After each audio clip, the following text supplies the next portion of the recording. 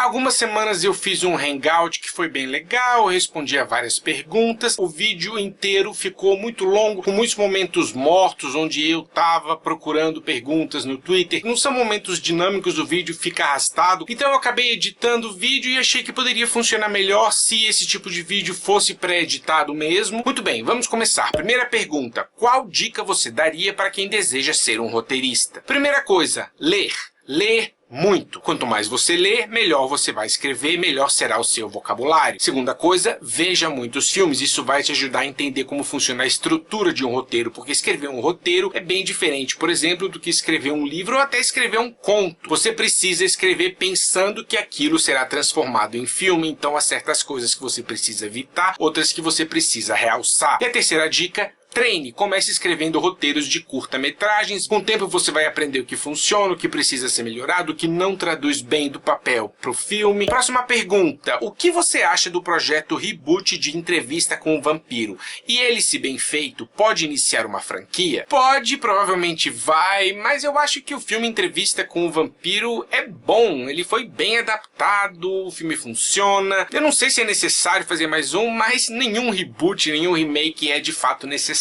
Por outro lado, a Anne Rice escreveu mais coisas, então há material para uma franquia aí. Eu realmente não vejo necessidade para esse reboot, mas eu provavelmente vou assistir se ele for feito. Você acha que o Brasil está próximo de ganhar algum Oscar? Não acho. Ele tinha chances com Que Horas Ela Volta, é um bom drama. Eu sou bem pessimista em relação a isso, eu não vejo muitos filmes importantes feitos no Brasil. O cinema daqui é muito focado para aquela garantia de retorno financeiro. Não vejo o cinema brasileiro ganhando um Oscar tão cedo. Você acha que a Kristen Stewart é realmente uma atriz ruim ou o pessoal que implica demais com ela? No meu vídeo sobre os 10 piores filmes de todos os tempos, eu falei de Crepúsculo e falei que a Kristen Stewart era a atriz mais inexpressiva que eu vi na vida. Mas depois eu assisti a On the Road, Clouds of Sils Maria, Still Alice, e ela não é tão ruim assim. O material que ela tinha para trabalhar em Crepúsculo era patético, então isso realmente diminui a possibilidade do ator de fazer algo significativo. Não a acho uma grande atriz, mas ela é melhor do que o trabalho dela em Crepúsculo sugere. Como ocorre a captação de recursos para produções independentes? Eu vou falar um pouquinho de como era feito antes do Ministério da Cultura terminar. Aliás, isso é assunto para outro vídeo. Há concursos e editais pelos quais você inscreve seu projeto. Uma vez aprovados pelo Ministério da Cultura, poderia começar o processo de captação de recursos. As duas principais leis de incentivo à cultura no Brasil são a Lei Rouanet e a Lei do Audiovisual, que é gerida pela Ancine. Basicamente funciona da seguinte maneira: uma empresa tem dois benefícios se ela resolver investir no seu filme. O primeiro é que o dinheiro investido não vai sair diretamente do cofre da empresa, ele vai ser taxado como imposto. E o segundo benefício é que a empresa terá o seu nome vinculado ao filme, com isso ganhando publicidade. Só que na grande maioria dos casos são feitas várias exigências antes que o dinheiro possa ser liberado. O cineasta dificilmente vai ter o seu roteiro intacto. Todo o processo funciona muito melhor no papel do que na prática. Normalmente o pouco dinheiro que é liberado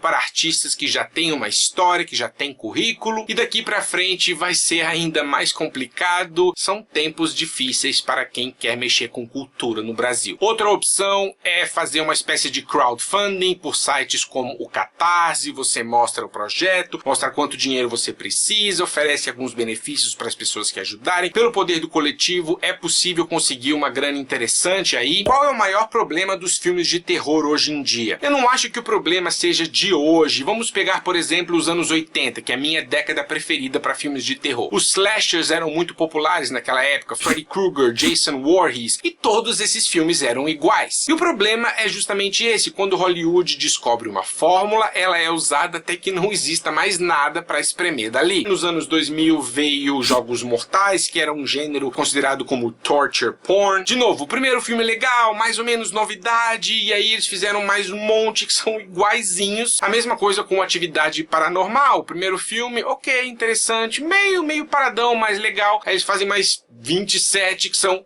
a mesma coisa. Então há dois problemas. O primeiro é a falta de criatividade, falta de novas ideias. Está cada vez mais difícil pensar em novas maneiras de assustar o público. E o segundo problema é que uma vez que uma fórmula faz sucesso, ela é usada à exaustão. Se eu escrever um roteiro, registrar na Biblioteca Nacional, qual é o melhor caminho para conseguir vender para um produtor? Não é fácil, não há um mercado estabelecido para esse tipo de coisa no Brasil. Você dificilmente vai encontrar um anúncio da Globo Filmes falando procuramos roteiro do gênero tal. Mas existem sim produtores que não têm interesse em escrever seus próprios roteiros, que estão procurando boas histórias. A primeira coisa que você precisa fazer depois de registrar o seu roteiro, claro, é ter toda uma estratégia de marketing em cima da sua história. Tenha um resumo pronto que potencialize os pontos fortes da história. Não adianta tentar vender um roteiro de 60 páginas. Os produtores só vão ler o seu roteiro se eles identificarem um potencial artístico e principalmente comercial nele. Se o seu roteiro for algo extremamente pessoal e existencialista e experimental, você não vai conseguir vender. Imprima o seu material. Se você puder criar uma arte ao redor do seu roteiro, crie. Se você puder fazer um mini filminho, faça. Quanto mais material lúdico, visual você tiver, melhores serão as suas chances de vender o seu roteiro. E os contatos estão em festivais, escolas de cinema, páginas temáticas em mídias sociais. Vender roteiro no Brasil é muito difícil. Boa sorte. Qual filme você gostaria de refilmar ou rebootar? Que livro você gostaria de adaptar para o cinema e desenho ou série? Se fosse uma produção hollywoodiana, eu gostaria de ver uma versão cinematográfica do livro Glenraven. Inclusive, eu fiz um vídeo com crítica desse livro. Por que Glenraven? Porque é um livro ruim que eu gosto porque eu vejo potencial ali. Com o orçamento certo, com o diretor certo e com um bom elenco, eu acho que poderia ser um raro caso onde a adaptação cinematográfica é melhor do que o livro. Tem sim um filme que merece um remake, que é Masters of the Universe, de 87, que acaba também respondendo à pergunta sobre o desenho. Eu cresci assistindo a He-Man, eu acho que o universo é muito rico e a adaptação para o cinema foi terrível. O filme não fez justiça à série animada, que merecia um bom tratamento cinematográfico desde que o Michael Bay não estivesse envolvido. Os curta-metragens têm características próprias ou apenas a duração é diferente dos longas? Depende muito. Eu sempre vi curtas como um laboratório, como um exercício do que eu quero fazer um dia. É o veículo perfeito para você testar ideias de roteiro, efeitos visuais, um ator ou atriz que você acha que tem potencial para de repente um longa ou um filme mais ambicioso, então você põe ele num curtinha, vê como ele lida com certos diálogos, testes de iluminação, mas há pessoas que não veem os curtas assim, há pessoas que escrevem histórias de 10 minutos, fechadinhas, essa é a história que a pessoa quer contar. Você tem alguma frase que te inspira? Uma que você fala para si mesmo sempre? Quando eu tô muito estressado, eu tendo a pedir harmonia e equilíbrio pro universo. Quem você tiraria do seu top 10 interpretações femininas para colocar a Brie Larson? Ela entraria em 8º lugar na minha lista, a Gloria Swanson cairia para 9º, a Hilary Swank cai para 10º e a Kathy Bates vai para as menções honrosas. Fale de alguns filmes onde você acha que o CGI contribuiu demais para a história e o desenrolar do filme geral. A trilogia Senhor dos Anéis, Cloverfield, Jurassic Park, Os Terminador do Futuro 2, Distrito 9, Zodíaco. Zodíaco é um exemplo interessante, porque muitas pessoas não notam o CGI, é um CGI que ajuda muito na reconstrução de época. Eu não sou contra o uso do CGI, eu só não gosto quando o CGI é a única coisa que um filme tem a oferecer. Pretendo ser cineasta. Quais faculdades você me indica aqui no Brasil? USP, UNB, FAAP, UFF, PUC do Rio de Janeiro e Unicamp. Acho que essas são as 6 melhores do país. Última pergunta. Qual sua visão de inovações como o Screening Room e as tentativas do cinema de driblá-las? O Screening Room, para quem não sabe, é uma proposta do Sean Parker de possibilitar que filmes que ainda estão em cartaz possam ser vistos em casa. Eu gosto da ideia, mas eu acho caro. Pelo que eu li, estima-se que vai custar cerca de $50, que as pessoas ainda vão ter que pagar outras taxas. Eu já fiz um vídeo sobre a dificuldade que as pessoas têm de se comportar no cinema, no Brasil e no mundo inteiro. Se a grana tivesse sobrando, eu certamente pagaria os $50 e assistiria em casa. Quem gosta de ir ao cinema vai continuar indo ao cinema. Não acho que esse serviço vai ser muito prejudicial para a indústria. Eu sou a favor do Screening Room, tomara que dê certo e tomara que fique mais barato. Muito bem, pessoal, continuem mandando perguntas pela hashtag do Twitter Perguntas, meus 2 centavos. Eu não sei se eu vou fazer esses vídeos quinzenalmente, não sei se é uma boa ideia estipular um prazo certinho, eu acho melhor deixar a hashtag lá e sempre que acumularem 15, 20 perguntas interessantes, eu faço um vídeo desse. desses. Eu não escolhi perguntas do tipo, o que você acha de tal filme? E o motivo é muito simples. Não dá tempo de fazer uma crítica sobre o filme, eu gastaria 3, 4 minutos para isso. Por outro lado, se eu simplesmente falar, eu gosto desse filme, ou